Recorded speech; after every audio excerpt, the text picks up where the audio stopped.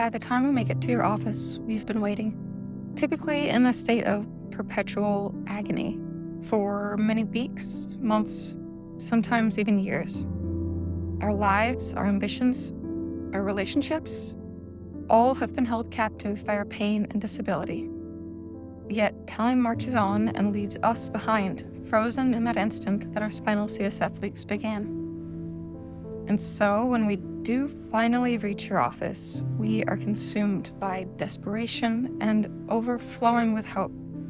Desperation to reclaim the time remaining to us, to not waste more of that precious time waiting. Hope to recover the lives we once lived, to rekindle the dreams we once dreamt.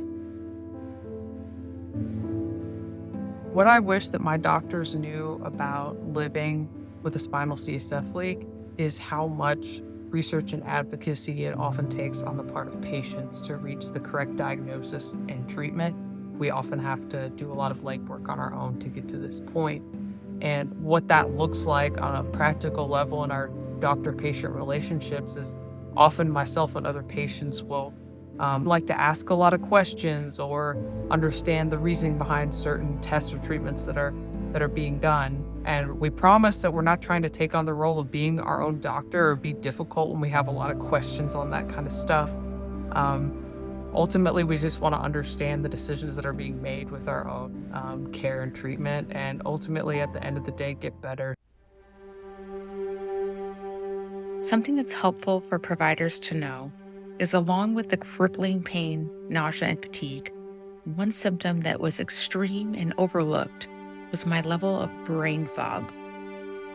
It feels like brain fog has become a buzzword these days, but this level of cognitive impairment was so significant, I could not even remember my own phone number when sitting upright. Coupling that with extreme sensitivity to light and sound made it incredibly hard to relay symptoms and absorb any information given at appointments. What I would like the world to know about living with this condition is that it's not just a headache where you pop a few pills and a few painkillers and everything will be fine. It's an assault on your complete central nervous system.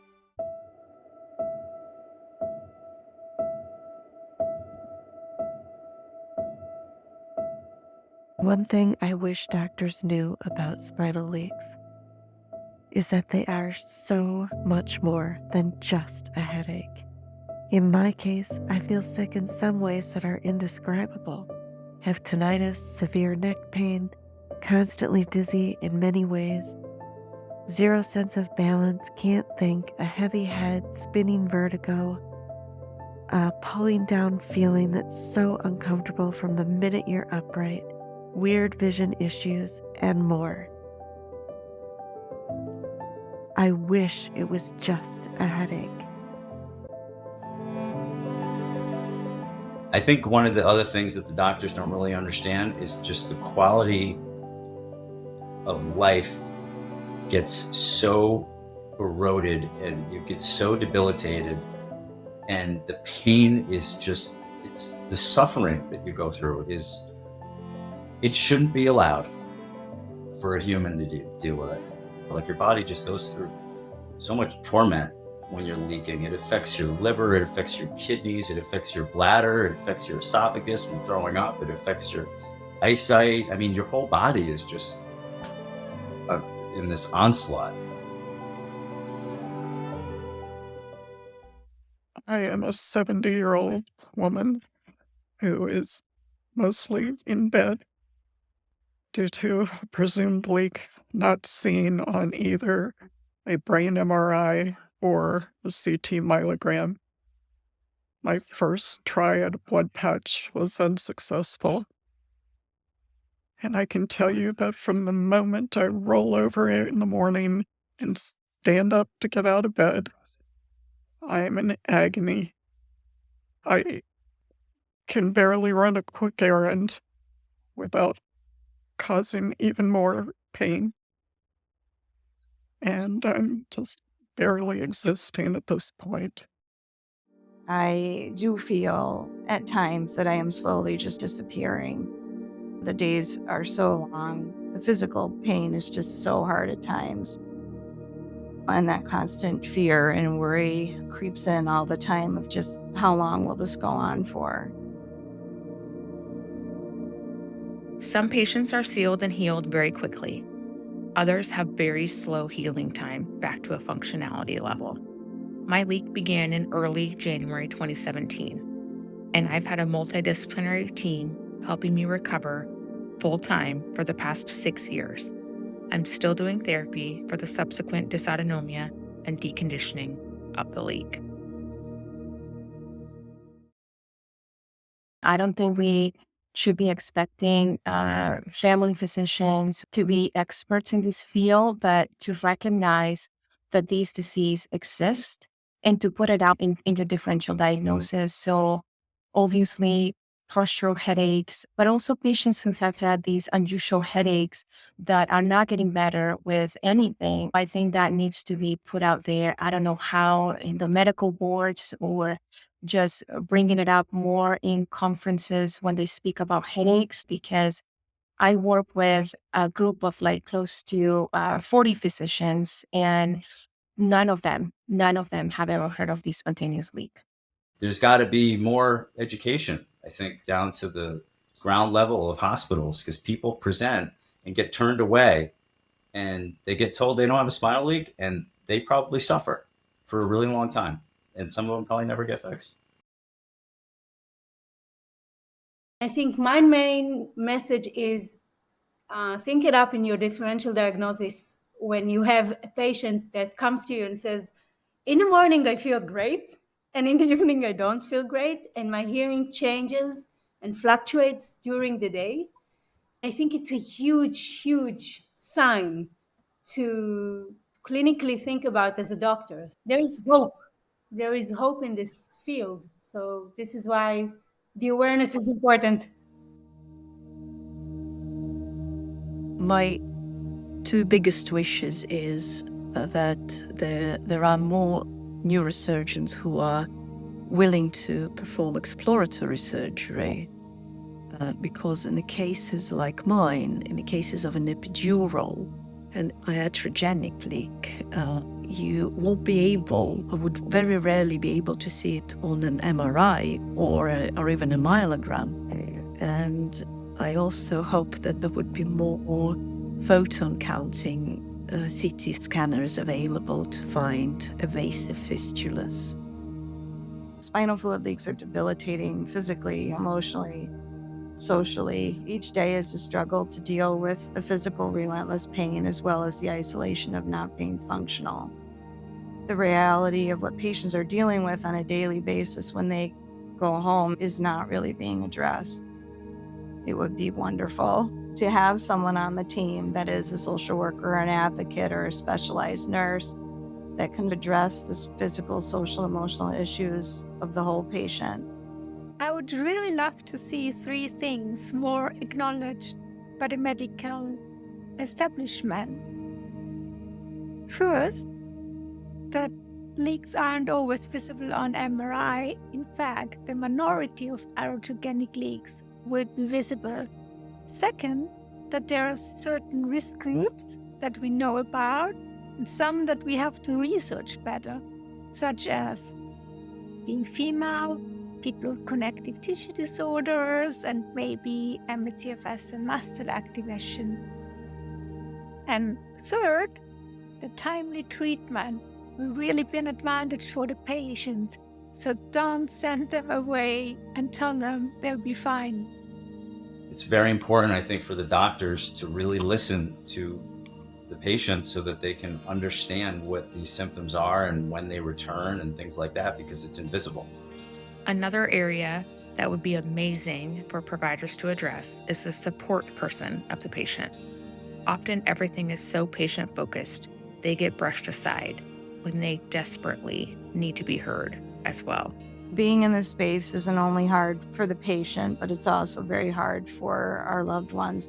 Personally, my kids, my parents, my siblings, my family and friends, they're super worried about me. They also at times are angry and frustrated that not enough is being done. to fix me or ease my pain.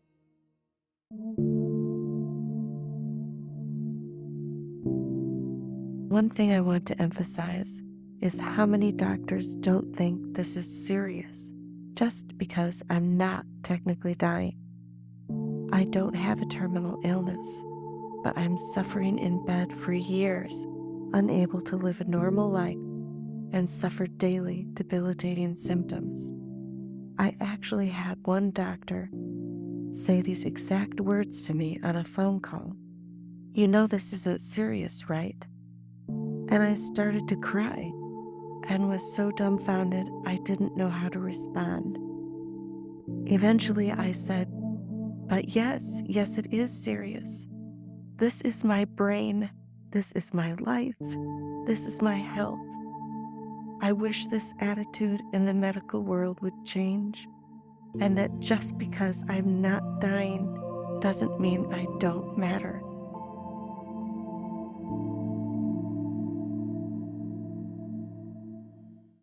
If I've learned something in this whole league journey is that you can become completely disabled, enter a world of absolute horror and pain, and your MRIs will be completely normal.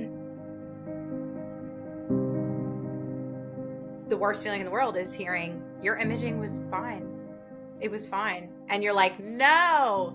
Like before you go to imaging, like you're like coughing and like trying to like make sure that like if there is something they can see it. But then they call you and they say, "Sorry, we didn't see anything. It looks like you're fine." Because most people, they'd be so happy. Normal people would be so happy to say, a doctor say, "Hey, your imaging was fine. You can go on with your life." But for us, it's like your imaging was normal is like, it's like a nail for the coffin. Like you're just like, well, what am I supposed to do now? How am I going to get anybody to believe me if you can't see it? Having a leak with normal imaging is devastating. You can see the doubt in our diagnosis move across the faces and hear it in the voices of the specialists. Our pain is worse than any image could ever show. And to have no proof or indication of the cause turns our world upside down.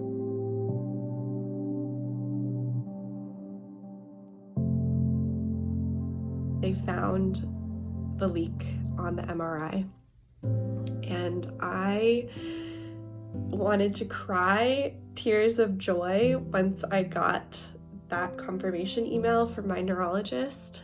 I called my mom. I honestly can't think of like a happier moment because it finally confirmed with evidence that what I had been going through was real and was in fact a spinal fluid leak. Here's some things I wish doctors knew. The first being that a negative imaging does not mean you aren't leaking, and that doctors should be working with the patient if the symptoms match having a CSF leak to further investigate this rather than dismissing it. The second being, I wish doctors and nurses were more educated in CSF leaks. From personal experience, those uneducated doctors and nurses made those situations much more challenging than they had to be. And on the flip side, when doctors and nurses were educated in this field, they made my experience much better, wanting the best outcomes for me and supporting me and providing me the best care, and made it a lot easier on me. I had people in my family at the time who thought I was lying. And it's a real frustrating thing because they can't see it. And it's such a tremendous amount of pain that you endure and go through. And it's so debilitating. I had to leave my job.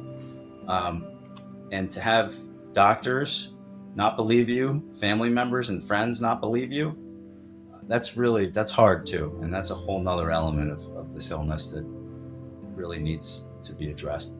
My advice for doctors would be to believe your patients.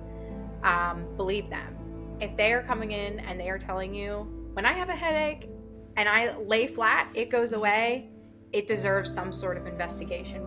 Patients, we suffer more when we can't get providers to listen to us.